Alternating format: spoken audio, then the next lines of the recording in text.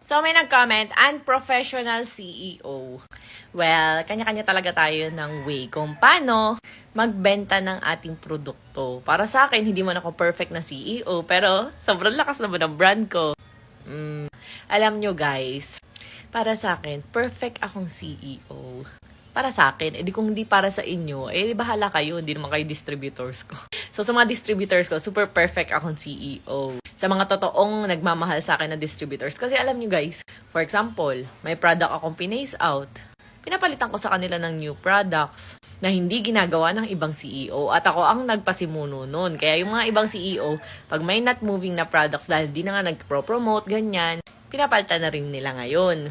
Tapos, ako din yung CEO na first month pa lang ay may pa-incentives na. Yung iba, walang pa-incentives. Kung kailan mahina na, saka lang nagpapa-incentives. Ako, as in, simula ng day 1 ng Rosmar brand, simula umpisa meron. Ilang kotse na ang napamigay ko. Ilang motor. Ilang cash.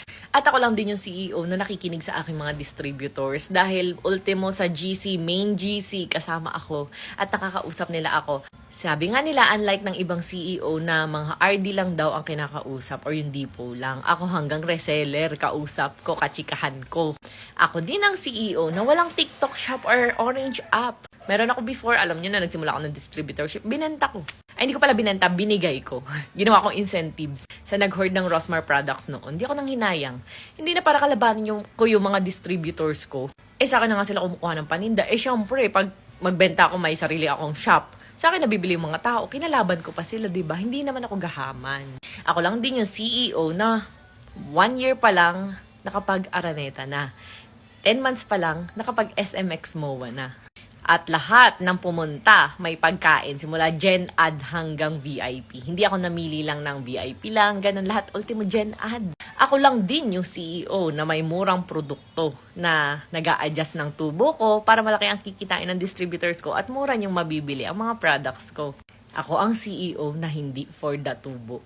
At ako lang din yung CEO na kayang mag-upload ng 50 to 100 videos a day para lang ma-promote ang mga products ko tulad nitong bagong labas na Rosmar Gluta Peeling Soap. Grabe, kakahilamos ko lang kagabi. Nagbabakbak na agad din sa parteng baba ko. So, ayan, check out nyo na to. 150 grams, 49 pesos lang. At ako lang din yung CEO na simula nang lumabas ako sa merkado, nagmurahan na ang mga paninda ng ibang brands. Nagets nyo ba yun? Grabe no? Kaya naman palang magmura. Bakit kung kailan lumabas lang ang Rosmar brand? Ako lang din yung CEO na nagbibigay sa inyo ng murang products na quality and effective. Ako lang din yung CEO na hindi nag-hire ng endorser dahil ako mismo ang magpro-promote ng products ko na effective mismo sa akin.